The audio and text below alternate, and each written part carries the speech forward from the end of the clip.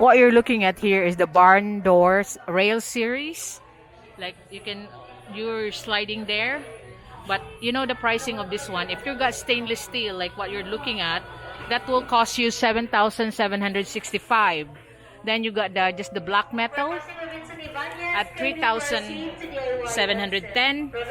And then also that the shorter type of barn door to hold the door is 3,365. What's say length? 2 meters. 2 For meters single door. for single door. The maximum length is 2 meters for single door. Yapin ka tuwak mo. Muna yan. Saka na. So that's the lock for the sliding door. That's 1,449. It's called the rim lock. Okay.